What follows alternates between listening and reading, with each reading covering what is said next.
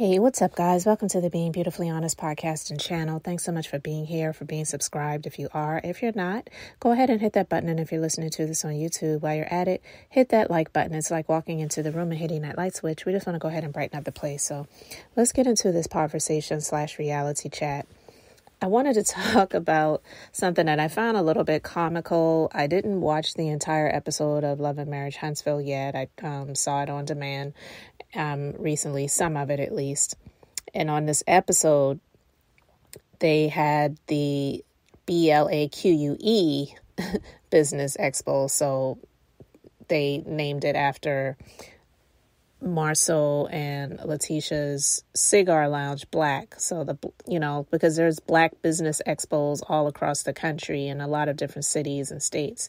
So this is nothing new, but it really seems like they just threw this together. I don't know how much time they took and invested, or even money if they did. I'm sure, I'm just assuming, I don't know. I'm sure with the venue that they held this at, because of them being on this television show, they probably didn't have to put any money up because there was probably some sort of agreement between OWN and the show that, if you allow us to use the space, we'll put it in the credits and whatever. So it would bring more attention to them than money. Possibly. I don't know.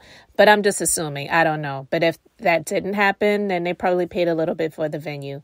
But it just seemed like they just threw it together. And most business expos, I'll be honest with you guys, I've never been to a Black business expo. And it's not because I haven't wanted to. Being a business owner myself, and one that doesn't have booths or showcase at events and things like that. I never have.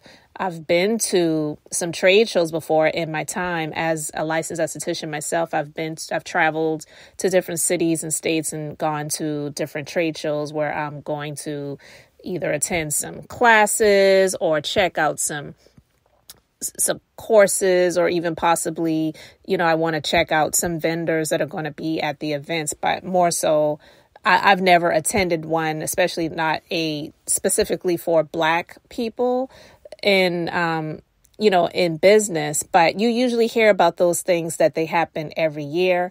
And I know this is their first time doing theirs, but they are promoting it well in advance of the date that it's being held.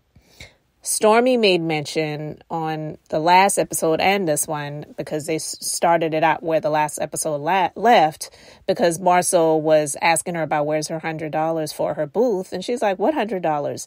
And some people may say, well, it's only $100, girl. If you're an 8-figure business owner, what's the big deal? Just cut the check or, pull that cash out your pocket. But I did agree with her as a business owner. You don't do things like that. That should have been the first thing, one of the first things at least, that should have been said. So I wanted to put that out there. I did agree with her with that, because you don't do stuff like that. And then it was just like, really, I'm here. I am setting up this booth. I'm setting up my area. I'm getting all of these things prepared so that we can be ready for when the doors open to present the products. And also, you want me to be a speaker on the stage, and then you're going to come at me about $100. I thought I was doing this to help you out. Although, yeah, I get it. It's like, well, you're going to be selling products here, so you're going to be making money. So that's the least you could do.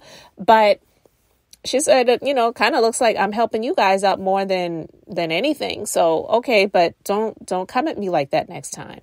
So to see it start off that way, and then you have these supposed successful business people on stage and people in the audience asking them questions. I don't know if these people were just asking them questions just to be on camera, or they really wanted to know the answers to the questions that they were asking, because I am a little bit on the skeptical side. And the reason I say that is because all of that stuff that was going on with the revenge plot that was exposed by the chick named Carson Blue, she was the one asking Maurice a question about having credit and funding and all that other stuff. And I was like, is this a coincidence, or was this a setup? Because even with that, I'm not even saying anything about her. I'm just saying to hear the person previous to her asking a question about venture capitalists and Marceau not knowing the answer. And instead of him just saying, look, that's above my pay grade. So that's not a question that I can answer, but maybe we can get that information and point you in the right direction. And it was funny because Tiffany, who was at that time, she was big and pregnant. She was sitting in the audience and she did a confessional to the camera. And she's like, it's funny listening to Marceau dance around this question, not really knowing what to say when I know all about that. Like this, this girl right here, that's what I know. But because Marceau and Maurice and even Martell, who really didn't have any business being on a stage about business, but we'll get to that in a moment, because they are so chauvinistic, they did not think to ask Tiffany or her husband, who are both, I believe, more qualified in some ways to talk about some things when it comes to business and small business and mentoring and pushing people in the right direction than they are. Because to hear Maurice say, which a lot of people have done this, I'm not knocking people who have just gotten what they have gotten over the years without much support or help or assistance, but they have in some way, shape or form gotten some realm of success being an entrepreneur. A lot of us have done that, but he isn't, in my personal opinion. I feel that a lot of what they have received has been because of opportunities that they were given. And that's cool for people to get opportunities. But because he always tries to sound like he's like one of the smartest people in the room, you sound foolish. And he was not answering the question. He wasn't answering the question. And I know they didn't show every person that asked the question or everything that they said. And they may say, well, that part was cut out or that was editing. Yeah, that's an easy cop out to say. But I just believe that they don't really have a lot of what it takes to teach people about business, because there are a lot of people who may have gotten opportunities, but they just can't teach other people how to do the same thing that they have because they were more so given things versus learning what to do and how to do it and then implementing those things. And so with that being said, he may be more of a builder than a business owner. He may have a builder's license. He may be more of a builder than a business owner. There are a lot of people. I mean, I even see it in the industry that I'm in. I am in the beauty industry. I have been an owner of a business in the beauty industry for many, many years now, and I know that in my industry, one of the things that schools that educate in the field of beauty, they sell education by telling people you can own your own business and make your own hours. But just because someone goes to school and gets their credentials and then eventually become licensed, whatever state they're in, and then they practice and they do what they do, whether, they're a hairstylist, cosmetologist, whatever, that does not make them a business owner. Not everyone that goes to school to learn how to do the skills of doing the services is equipped and has the mentality or even the maturity to own a business. So just because you know how to do something in that field does not mean that you know how to own and operate a business. It's not easy. Trust and believe. It really is not easy. I've had employees over the years who were, not many, but a few. Some people always, they'll try it. They think that it's easy doing what I do. So they think that they can just leave and open up their own, copy what I'm doing. Yeah, you may be able to copy some of the things that I'm doing, but you have no idea what goes on in the background. It's not for the faint of heart. It definitely isn't easy. So when I say all of these things and I'm talking about this right now, I'm reflecting back over this current season and just some of the things that Marceau and Tisha have been talking about, him booting her out of the office, giving her office to someone else. And saying, well, you're the main person that owns the business. But a lot of us believe that that's just mainly on paper for the purposes of opportunities, like we were just speaking about, having opportunities. You've got a double minority owned business. She's a female and she's African American. So that alone is something that can be beneficial in a number of different areas when it comes to getting access to capital and things like that. So, but that doesn't mean that she really knows how to run and operate a business. And that doesn't mean that he really knows how to run and operate a business. So a lot of the things that they were saying were pretty generic. And then you go to Maurice, who is a lawyer. I guess we have to call him that because he graduated and I'm assuming he passed the bar exam. I never heard that he passed the bar exam, to be honest with you. You guys can let me know in the comment section. I'm not saying that he didn't, but there are a lot of people who went to school for law. They graduated, but that doesn't mean that they became a licensed attorney. It's the truth. You can go to school for some things and get that title, but that doesn't mean that you actually took the actual tests or exams that are required in the state that you're residing in order to practice in that field.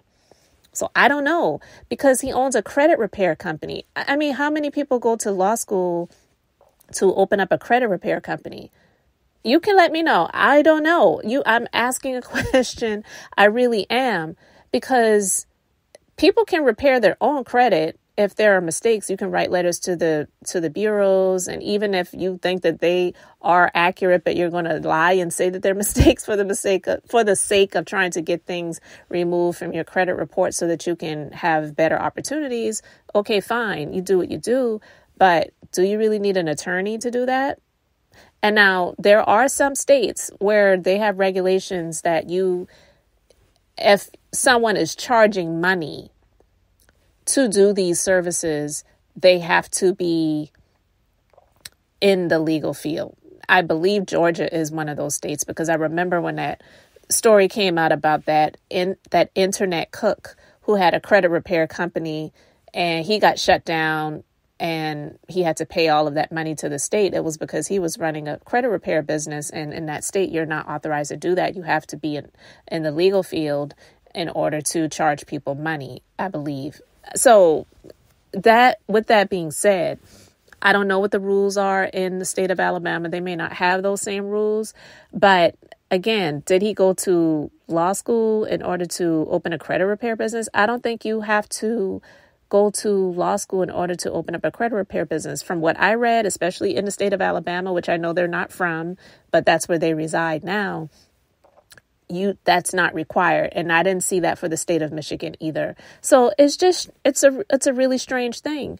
And when Carson asked the question about credit and getting funding, he didn't answer the question. He just said, well, I came up with the solution because I wasn't able to find the answer. So I started my own credit repair business. How does that answer the question about her getting funding? I'm assuming that was his opportunity to pitch his business to try to get some clients, because I believe that that's all that really was. It wasn't so much him trying to answer a question or help somebody out with a question that they had. It's about, well, this is what I do. If you need help, I have a business that can help you with that in terms of getting your credit repaired so that you can, in turn, seek opportunities to get funding. So it was just like looking at these people, the majority of them sitting on a stage. To me, in my personal opinion, I believe the one that was the most qualified to answer any questions about business was really Stormy. And I mean, people say what you will about her. Even if she has some judgments or some lawsuits out there, she is kind of in good company, because there's a lot of people in business that have gone through that stuff. It doesn't absolve you of going through situations like that. And because I don't know all of the details of all of that, I'm not going to get into that. But to have Martell, birth name, better known as Arion's baby wipe, sitting up there and so-called as a business owner sitting up there and answering questions. He had to get the mic and go down in the audience and allow people to ask the others questions because he really couldn't answer any questions. I'm going to play these clips and let you listen to this. Coming next to the stage, we have Mr. Martellholt.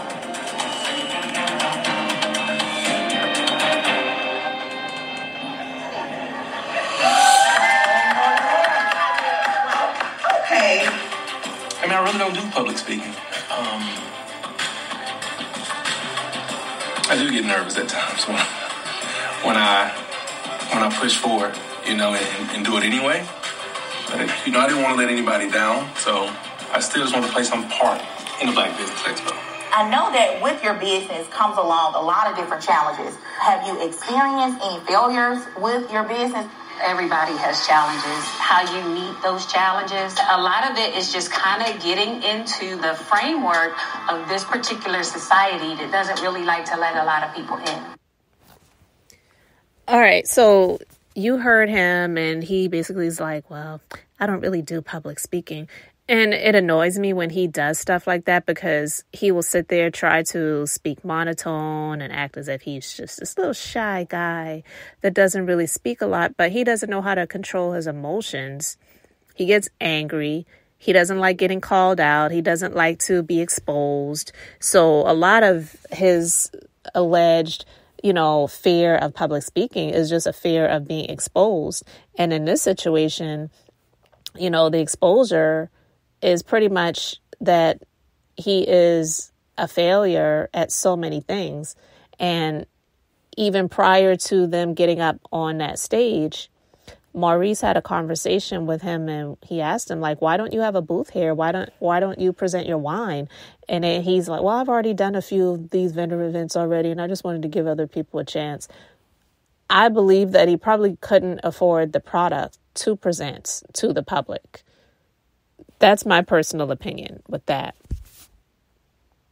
Like for new entrepreneurs who have limited funding and bad credit. I started Credit One USA because I was actually affected by credit. I had very poor credit. As a matter of fact, I had a 406 credit score. So I wasn't getting anything. I wasn't getting a stick of bubble gum. So when I wasn't able to find solutions to the problem that I had, I figured that there was a niche. When you do your homework and you're out there and you're looking and see where as a business entrepreneur you can fill holes, it's opportunities like that. It was also birthed out of my own personal pain, so I had a different passion for it. This was a great first inaugural Blaque Business Expo. Okay, whatever. Now listen, I get it. They can't play every single word that was said. Some things end up on the cutting room floor. Some things get edited out. I get it. But even with that being said, I don't think that they cut out the part that he actually answered the question. I just don't think that he answered the question because she asked about what do you do as an entrepreneur if you have issues with bad credit and trying to get funding. He didn't answer the question. He just started talking about the issues that he had and him creating a solution, which the solution wasn't an answer to her question at all. So I still wonder, what does he actually do? I went to his website. It's the Credit One website. He's got one product for sale on the website, which is one T-shirt that I believe it says 750 score challenge. But it's like, what are you actually doing day by day? He has been just exposed on the show and with his interviews of how pompous he is. I don't even know, what do you really do day by day? I'm assuming Kimmy is still a nurse. She claimed in an interview that she met him because he was flipping houses and she was wanting to get into that. But in another interview, she said that she met him because she saw that he was a barber and she had a son who needed a haircut. And that's how she got in. And I guess that's, wearing what she was wearing. And showing I got the body, still to have a son at this age and I'm available and whatever. But I just don't see like how he's actually really making it. I'm assuming the checks from Love and Marriage Huntsville must be pretty decent for him. Definitely is more than what they had coming in. Let's just be honest. I know that they're not making Bravo TV money over there, but it's definitely more than what they were getting because they weren't on anything prior to this. So having this business expo and them sitting on the stage as the experts, that they just didn't appear to be that at all. And it was just kind of funny because I was looking, when they would put the camera on Melody, I was looking at her facial expressions when these people were talking, and I could just kind of read her mind that she was trying her best not to let out a smirk or a laugh because she already knows that the people who don't like her, they're going to have something negative to say and put 20 on 10 and make things out to be something bigger than what it is. If she says something a certain way or if she looks a certain way or whatever. So she just tried to stay stone-faced, but I could tell she was just like, this is just really a joke, but okay, you all do what you do.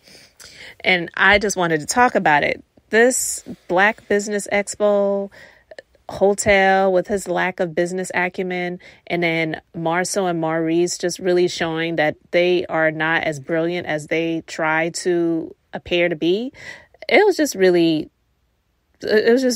an opportunity for them to, I guess, make a little bit of money, put their name on something, the Blaque Business Expo, and maybe give back to the community by allowing community businesses to come in and showcase their stuff and, showcase their businesses. That's cool. I'm all for that. But they just pretty much should have just left it at that. But them getting on a stage and speaking as if they are so business savvy, I did not agree with it at all. So it was just kind of a joke. So you guys, let me know your thoughts about all of this in the comment section below. Thank you so much for being here, for liking and subscribing. I'm Beth, just being beautifully honest. So until the next time, I just wanted to keep it brief, beautiful, and now I'm going to say bye.